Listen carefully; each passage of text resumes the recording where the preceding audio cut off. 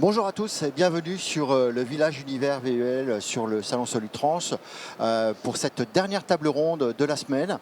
Une table ronde qui va être consacrée aujourd'hui sur le marché des flottes, enfin sur le marché du VUL, mais pour les flottes, puisque vous le savez, principalement le véhicule utilitaire léger a priori est principalement utilisé par les professionnels.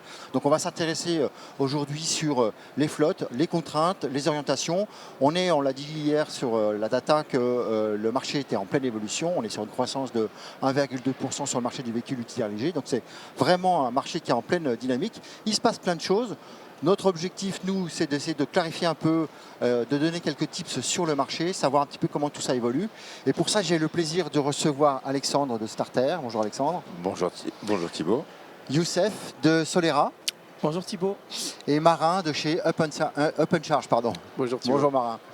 On va commencer avec toi Alexandre. Alors, on vient de le dire, hein, le marché du véhicule utilitaire léger, c'est principalement a priori, moi je dis a priori parce que c'est toi qui es le sachant, un marché qui s'oriente plutôt qui est utilisé par les professionnels. Toi, chez Starter, aujourd'hui, comment tu mesures ou comment tu vois l'évolution du marché du véhicule utilitaire léger, surtout les attitudes des professionnels, qu'est-ce qu'ils attendent? Est-ce qu'il y a des évolutions qui sont assez flagrantes? Comment tu t'orientes sur ce marché-là et en particulier sur la manière d'aborder ou d'appréhender les évolutions sur le marché? Alors, déjà merci de nous donner la parole. Et puis, nous, de notre côté, aujourd'hui chez Starter, clairement, on oriente là sur notre panel de 4500 voitures en stock que l'on a actuellement. On a 15% du stock qui est composé aujourd'hui de VUL au quotidien. 15%, c'est déjà de manière permanente. Donc ce stock-là, aujourd'hui, c'est un stock qui est venu à grandir avec le temps, puisqu'au fait, on s'aperçoit clairement dans notre modèle économique qu'il y a des demandes qui sont faites, qu'il y a des demandes. Nous, aujourd'hui, notre business principal, donc c'est de la vente en B2B2C, comme on exposait hier tous les deux. Mais ce canal de distribution-là, en fait, sur les ventes à professionnels, donc pro de l'auto, ce canal de distribution-là emploie, du fait de la proximité dans tout le territoire national, emploie donc des dispositifs pour avoir aujourd'hui des véhicules utilitaires. On a vraiment, nous de notre côté, enfin on fait pas de transformation chez nous, mais on a un Kangoo, j'allais dire, jusqu'à un boxer, un grand boxer. Donc on a une gamme qui est relativement large. Et aujourd'hui, cette gamme-là s'adapte à toutes les demandes qui sont contractées au sein de notre club, de notre réseau de distribution. Donc là, on a de plus en plus de demandes, effectivement. Nos équipes d'achat également se centrent pour avoir de plus en plus d'opportunités de business, parce qu'à partir du moment où t'en achètes de plus en plus, on est de plus en plus impliqué justement dans cet univers-là. Donc on se professionnalise, on fait en sorte justement d'aller dans le sens de la recherche de nos clients, de manière à ce que ceux-ci puissent trouver chaussures à leurs pieds.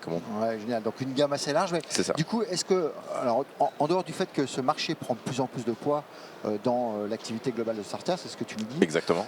Comment toi tu vois l'évolution du marché?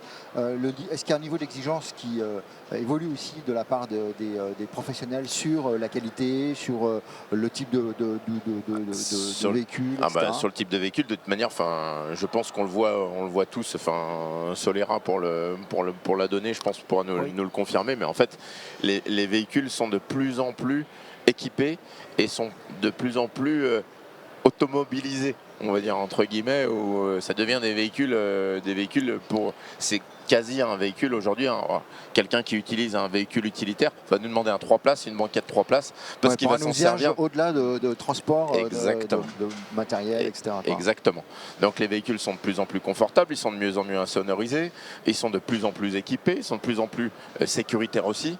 Oui, équipés d'ADAS, effectivement, des outils d'aide à la conduite apportent plus de sécurité. C'est ça. Donc, et ces équipements-là font qu'aujourd'hui, nous, si on doit composer dans l'éventail aujourd'hui d'un client particulier qui vient pour acheter un véhicule utilitaire léger, donc très peu, c'est anecdotique. Ouais, c'est anecdotique. Voilà. En revanche, le professionnel, lui, va être très sensible à des éléments de conduite, où le poste de conduite va être important, le confort va être important, l'agrément de conduite au sens propre du terme. Aujourd'hui, on a des véhicules qui sont boîte automatique sur les utilitaires, chose qui n'était pas le cas ou c'était pas forcément développé par le passé. Ouais. Donc on a cette ouverture à la manière de l'auto en fait, tout simplement. Où ça suit les mêmes orientations, les mêmes. Exactement. Okay. Et puis, quand on regarde les stands qui sont les stands qui composent aujourd'hui le Solutrans. On va chez Renault, on a vraiment des véhicules. Des produits qui sont hyper évolués, hyper avancés. Aboutis, designés maintenant. Enfin voilà, on a ce sens-là. Donc nous de notre côté, on a pour vocation à avoir ce panel de véhicules, clairement. Et on fait en sorte du fait justement de cette évolution, d'avoir des véhicules de plus en plus équipés, d'avoir des véhicules en fait qui correspondent à cette demande-là. Donc quand on fait nos recherches, on va rechercher un véhicule avec l'équipement le plus équipement, une caméra notamment qui est demandée, chose qui les ADAS entre autres, tout ça. Ces ADAS en fait qui font partie prenante vraiment du véhicule aujourd'hui. Très bien. Au-delà du fait que vous commercialisez des véhicules, vous les vendez, c'est vraiment un accompagnement que vous proposez. Exactement. Alors justement parce que on voit effectivement que les véhicules sont de plus en plus techno finalement. C'est ça. Effectivement dans le même sens que le véhicule particulier. Mais alors du coup chez Solera, parce que c'est des capteurs de data tout ça. Oui. À quoi ça sert et comment on l'utilise et c'est quoi les solutions et pourquoi faire quoi. Alors déjà dans la continuité de ce que disait Alexandre, donc nous nos clients c'est aussi les clients d'Alexandre qui viennent acheter des véhicules, donc des entreprises qui détiennent des flottes. Donc nous on intervient après, c'est-à-dire au moment où il faut gérer ces flottes là. Et nous, ce qu'on constate d'abord sur ce marché, donc il y a une évolution des besoins, forcément. Typiquement, donc aujourd'hui, les gestionnaires de flotte, ils ont besoin de renforcer la sécurité, ils ont besoin de réduire les coûts d'exploitation. Pourquoi ? Parce qu'on est dans un contexte économique où, comme disait Alexandre, les véhicules sont plus techniques et donc forcément ils vont coûter un peu plus cher. Donc voilà, donc il y a les véhicules qui coûtent cher, c'est plus cher de les réparer, donc s'il y a un sinistre. Également, c'est compliqué de recruter des chauffeurs quand donc c'est des transporteurs typiquement. Et donc du coup, ils ont besoin de faire plus avec autant de véhicules. Donc parfois ils ne peuvent pas augmenter leur flotte. Et donc nous on intervient là-dessus. Typiquement avec des solutions d'optimisation des tournées, on va aller rechercher en fait en termes de proposition de valeur, moins 20% sur le kilomètre parcouru. Avec moins de véhicules, on peut faire autant ou si avec un client qui rentre supplémentaire qui doivent servir, donc nous on va faire en sorte qu'avec ces mêmes nombres de véhicules, ils puissent les servir.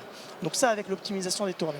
Et ensuite, en parlant d'ADAS, donc ce que tu évoquais Alexandre, donc effectivement en termes de technicité, d'ADAS, sécurité, donc nous on apporte aussi pour les transporteurs, pour les entreprises qui ont des flottes et où parfois certaines ne sont pas équipées de caméras typiquement. Donc nous on commercialise des dashcams, donc c'est des caméras qu'on va installer sur l'habitacle. Pour compléter en fait le véhicule qui lui est pas équipé et sur lequel il y a des besoins de la part du gestionnaire de parc, c'est ça ? Exactement. Okay. Donc typiquement sur ces caméras, quand elles sont installées, donc nous ce qu'on va apporter, donc c'est une aide, un accompagnement. Donc avec ces caméras, ça va aller pinguer des comportements de conduite du type somnolence, je regarde pas la route, je ne porte pas de ceinture de sécurité.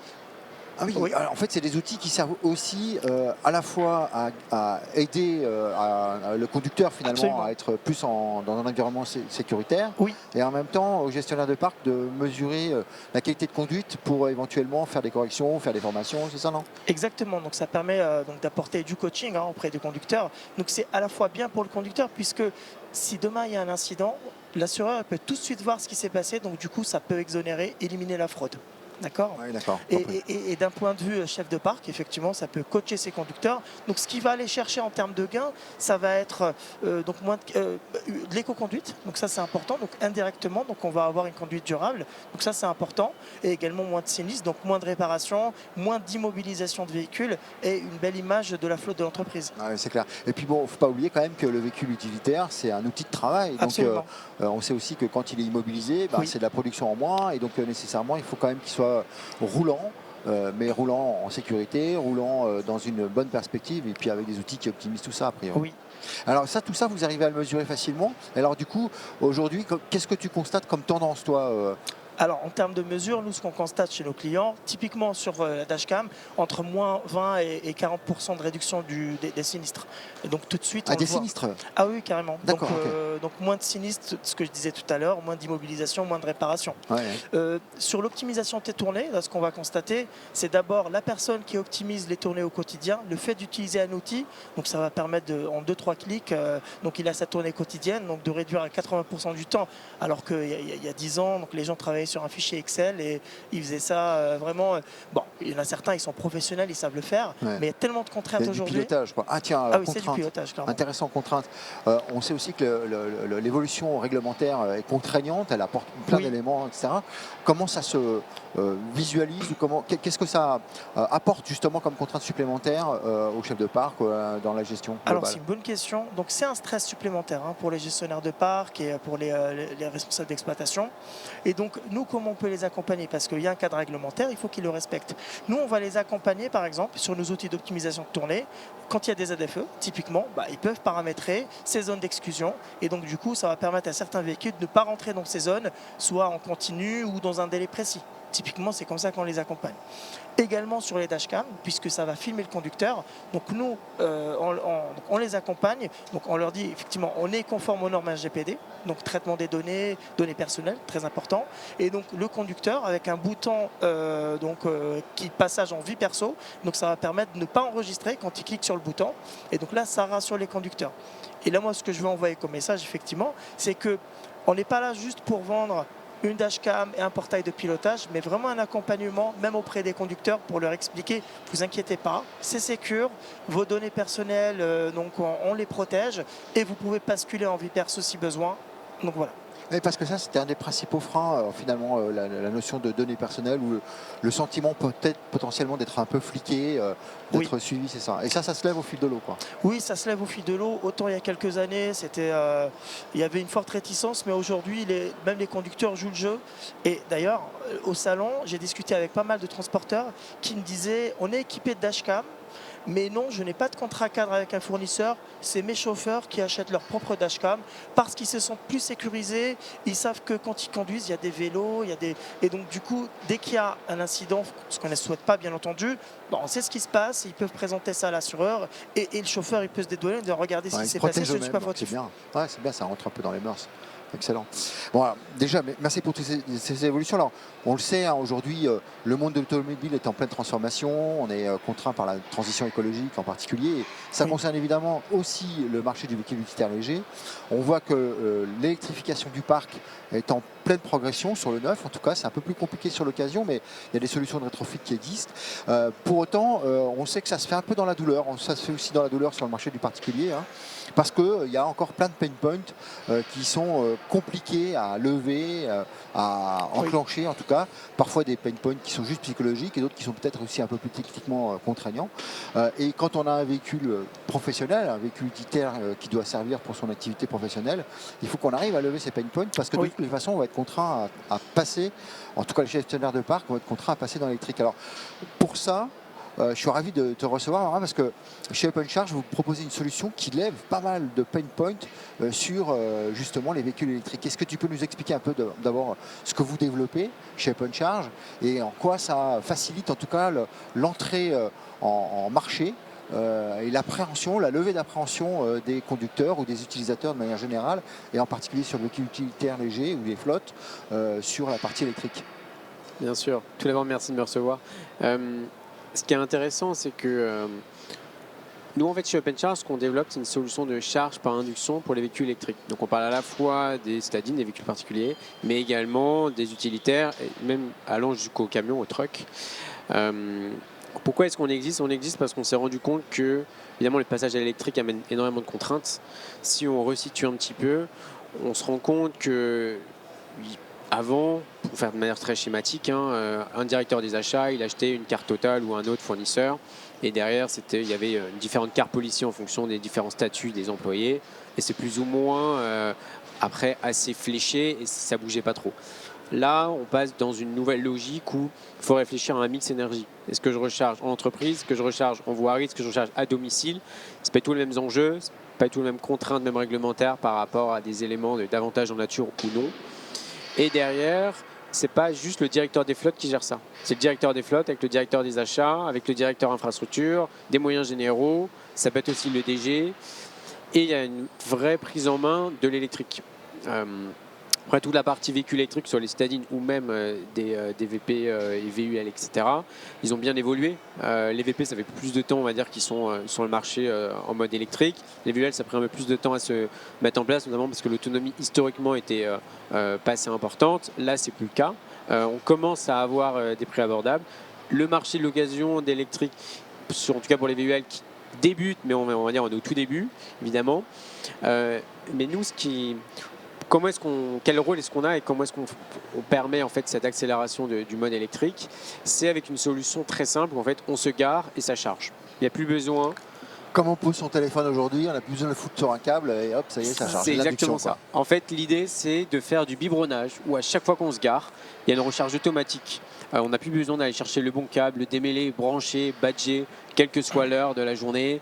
Ce qui peut être aussi de temps en temps une manutention qu'on fait plusieurs fois par jour dans la mesure où il peut y avoir des routines avec différentes équipes. Donc nous on vient simplifier tout ça avec à la fois une borne en fait qui va se lever pour se rapprocher du kit induction qu'on intègre sur le véhicule. On peut être en capacité de charger vite. En fait on fait du 24 kW DC qui permet à certains véhicules de faire le 20-80% en 1h30, ce qui convient bien. Et derrière, en fait, on bypass le chargeur embarqué du véhicule qui nous permet de charger plus vite et avec moins de perte d'énergie aussi. Ça, c'est contre-intuitif, mais en fait, avec l'induction, on a moins de perte d'énergie qu'une borne en AC, vu qu'on n'utilise pas le chargeur. Pendant la charge, tu veux dire? Pendant la charge, exactement. Et après, on a un portail de supervision qui remonte toutes les données, toutes les consommations par profil utilisateur. Je ne savais pas qu'il y avait une perte d'énergie quand on charge avec le fil. Si, en fait, alors sur les bornes DC, vous avez 2 à 3%, parce que le convertisseur est dans la borne. Okay. Dans les bornes en AC, en fait, vous allez perdre du chargeur embarqué lors de la conversion AC-DC. Et ça va de 10 à 30%. De perte par charge. Ah, c'est énorme. Et ça, on n'en parle pas. On n'en parle pas. On n'en parle jamais parce que déjà, il y a beaucoup de personnes qui ne connaissent pas forcément la différence entre courant alternatif et courant continu. Mais nous, vu qu'on n'utilise pas ce convertisseur et qu'on l'a optimisé, derrière, on arrive à avoir jusqu'à 95% de rendement, que ce soit pour des citadines, jusqu'à des camions. Et en fait, aujourd'hui, nos clients, donc c'est les grosses flottes qui ont besoin de s'électrifier, qui ont déjà franchi le pas avec des VP, et qui commence à avoir aussi le frein des VUL, où on peut aussi être face à une population qui est compliquée, qui va se garer mais qui peut rouler sur des câbles, abîmer des bornes, sauf qu'une borne fast charge en entreprise avec installation, ça va de 20 à 100 000 euros. Donc derrière, quand il faut tout remplacer, c'est des coûts évidemment et c'est une incapacité pour les prochains conducteurs à utiliser le véhicule. Oui, bien sûr, tant qu'elle est en panne, elle est en panne. Voilà, c'est ça. Et puis aussi, ça rajoute une contrainte dans l'esprit des gens parce qu'en fait on se dit ok, du coup il faut que je fasse mes tournées et en plus il faut que je me dise ok, à quel moment est-ce que je charge, à quelle heure, pour combien, quel est le coût, parce que si je recharge en voirie c'est pas forcément le même coût qu'en entreprise. Est-ce que je mets des bornes à domicile, mais donc quelle politique est-ce que j'ai par rapport à mes salariés qui peuvent rester dans l'entreprise ou bouger. Donc en fait c'est tout un accompagnement qu'il faut faire, surtout dans une logique où des grosses flottes, elles ont des milliers de sites en France. Donc c'est une complexité opérationnelle de savoir s'ils sont locataires, s'ils sont propriétaires, quelle est la part de véhicules que j'équipe, que je verdis, etc. Du coup, si j'ai une entreprise, j'ai des véhicules, j'ai besoin d'installer, voilà, je suis séduit par la solution, de quoi j'ai besoin? C'est juste en fait le... En fait, nous, ce qu'on fait, c'est que derrière, déjà, on analyse les usages pour voir concrètement quels vont être les différents véhicules qui vont être verdis dans les prochains mois. Okay. On les équipe à induction, donc on rajoute un petit vinyle, un kit sur le véhicule. D'accord. Et après, ce qu'on fait, c'est avec le gestionnaire de flotte ou gestionnaire de site, on voit combien de bornes est-ce qu'on déploie, quelle est la puissance, parce que là c'est du 24 kW DC, mais il n'y a pas toujours besoin d'avoir une puissance aussi importante. On peut aussi brider la borne en fonction de l'affluence de véhicule et en fonction des timings de recharge et des heures de recharge dans la journée. Et derrière, une plateforme de supervision au quotidien pour l'employeur, pour avoir accès à toutes les recharges, les véhicules qui sont stationnés mais qui ne sont pas en recharge. Okay. Et nous, on permet de simplifier tout ça parce que dès lors qu'un véhicule se gare, en fait, la recharge démarre instantanément. Donc, entre guillemets, il n'y a plus de crainte de j'ai les véhicules ou même des salariés qui vont se garer mais qui ne vont pas recharger. On n'a plus cette contrainte-là. Ok, merci. Et on peut équiper tout type de véhicule. Tout type de véhicule est compatible. En fait, c'est le même kit. Nous, on fait ce qu'on appelle une pré-étude d'installation par plateforme, parce qu'on a la chance, par rapport, encore plus avec les véhicules électriques, soit par plateforme. Donc, une fois qu'on a fait un modèle sur une plateforme, tous les mêmes modèles à la plateforme sont compatibles. Et derrière, ça permet en fait de déployer cette solution partout. Ça peut être en intérieur, en extérieur, là où il y a de la connexion ou pas. Nous, on est malléable parce qu'on développe à la fois le hardware, donc la borne et le kit, et tout le logiciel de supervision et l'app aussi conducteur pour lancer la charge, analyser le profil, etc. Excellent. Alors, tu disais tout à l'heure qu'il y avait une histoire de perte quand on passe par un câble, etc. Donc, du coup, est-ce que ça sous-entend que quand je charge mon véhicule avec la solution Apple Charge en induction, j'ai un temps de charge qui est beaucoup plus rapide? Alors, on peut avoir un temps de charge plus rapide quand on bypass le chargeur embarqué du véhicule. Si on a un chargeur, mettons, de 7 kW en AC et qu'on utilise une borne 24 kW AC, on chargera qu'à 7. En fait, on est bridé. Par contre, si on est en DC, ce qui est notre cas, on charge à la vitesse de la borne. Donc, dans ce cas, là, en effet, on peut charger jusqu'à 3 fois plus vite si en fait on a un véhicule à 7 et qu'avec ma solution on charge à 24. Et le fait de charger rapidement, donc là pour le coup je m'éloigne un peu, mais juste pour ma culture, le fait de charger rapidement une batterie ne va pas détériorer la qualité de la batterie? En fait, tout dépend de l'usage. Tout dépend de. Et d'un, est-ce que je vais systématiquement charger de 3% à 100, ce qui est évidemment pas recommandé, comme pour le téléphone, on fait plus de 20-80, ce qui convient bien. Et puis aussi, tout dépend de la puissance. Nous, la puissance, le 24 kW, ça n'abîme pas la batterie. On peut avoir des risques d'impact de la batterie dès lors qu'on charge très très fréquemment à des très grosses puissances. Mais entre guillemets, le Paris-Marseille, on ne fait pas tout sous les 2 jours. On fait plusieurs fois par an, mais pas tous les 2 jours. Donc derrière, quand on passe sur les superchargeurs, il n'y a pas réellement d'impact de la batterie, à part si on se recharge toutes les semaines sur les superchargeurs. Là, potentiellement, oui, il risque à un moment d'y en avoir. Excellent. Moi, je trouve que c'est une solution hyper disruptive par rapport à tout ce qu'on a vu et qui peut en effet lever pas mal de freins. Alors peut-être pour le gestionnaire sur la complexité que tu évoquais, sur les cartes, etc. Machin, mais surtout aussi pour l'utilisateur parce que c'est d'une simplicité redoutable, quoi. Je me pose ma voiture, tout se passe tout seul, j'ai rien à faire finalement. J'ai pas besoin d'avoir la contrainte du câble, voire même parfois de me le faire voler ou de le perdre. Tu parlais de l'abîmer, mais on est même plus souvent, j'imagine, dans un cas où je perds, puis c'est encombrant un câble. Enfin, c'est compliqué, c'est lourd. Enfin, moi, j'ai eu cette expérience, j'ai pas kiffé. Hein. Perso, j'ai pas kiffé. Mais bon, non, moi, je trouve ça hyper disruptif. Aujourd'hui, vous en êtes où là dans le développement de Apple Charge? Aujourd'hui, nous, on a déployé des solutions pour la communauté d'agglomération de Saint-Quentin en Yvelines et également pour ministère de l'Intérieur, pour une flotte de gendarmerie. Et là, on a une quinzaine de flottes qu'on a signées qui ont de 10 000 jusqu'à 70 000 véhicules, donc des très très grosses flottes qui doivent passer à l'électrique, certaines qui ont déjà initié le virage à l'électrique et d'autres qui débutent. Et on est en train de voir avec elles comment est-ce qu'on les aide et sur quel type de véhicule.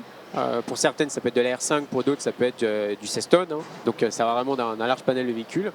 Et on déploie avec elles et on optimise la solution avec elles. Typiquement, pour la gendarmerie, on a déployé un bouton physique, vu que c'était compliqué d'utiliser le téléphone. Et donc, derrière, ils ont juste à cliquer sur le bouton physique et la borne se lève et ça charge. Pour Saint-Quentin en Yvelines, on a déployé un système de réservation, de créneau de réservation du véhicule pour après déployer la recharge. Donc, nous, on est aussi en capacité pour chaque client de voir le cas d'usage possible et on va dire avoir la meilleure version de la solution et d'optimiser la solution avec eux. Et l'idée, c'est d'avoir plusieurs centaines de bornes déployées dès l'année prochaine. Et en fait, avec un seul client, typiquement, ça peut être le cas. Donc, nous, on pousse pour démocratiser l'induction, parce que tout le monde ne connaît pas l'existence de cette solution. Puis, il y a beaucoup de mythes. Il y a beaucoup qui pensent aux pertes d'énergie supérieures à l'induction, au fait que les véhicules ne sont pas compatibles, le fait qu'il n'y a aucun véhicule aujourd'hui qui peut fonctionner avec l'induction. Donc, nous, on a un gros travail qui est assez important pour aller démystifier et montrer que ça fonctionne et que ça peut être une alternative au filaire. Ouais, donc vous êtes encore aussi dans l'acculturation globale de l'électrique en général et des solutions qui existent, etc. Mais bon, moi, perso, je ne sais pas ce que tu en penses. Mais c'est clairement ça. Nous, aujourd'hui, cette acculturation-là, clairement, on le voit même lorsqu'on commande nos véhicules en électrique sur l'utilitaire. Alors déjà, on les propose, il faut qu'il y ait le prix en face, clairement, parce que les prix sont extrêmement élevés. Et puis la demande aujourd'hui du professionnel, quand un professionnel est chargé, suivant le profil le profil topographique de là où le professionnel habite, on est des fois, on n'est pas forcément correspondant. Donc effectivement, dans les agglos où y a besoin de faire des allées et venues assez réguliers, je pense que ça peut avoir ça a un vrai sens et bravo parce que c'est quelque chose qui est. Moi, qui est personnellement, tout j'en ai pas vu Ouais, c'est une de. belle techno. pour le Mais coup. c'est une très belle techno.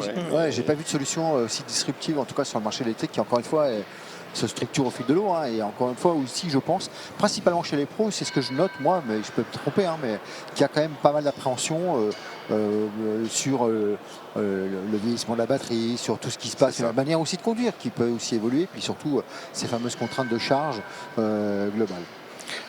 Top. Moi, je suis content. Je vois qu'il se passe plein de choses. Alors, je suis content d'abord parce que effectivement, ce qu'on est en train de construire sur le marché du véhicule utilitaire léger au travers du village, ça prend sens parce que vous apportez des solutions qui apportent aussi et qui doivent apporter aux professionnels qui utilisent ces véhicules un peu plus de visibilité, un peu plus d'options, un peu plus de solutions pour être plus performants, pour appréhender les marchés, pour avoir des solutions qui soient plus adaptées.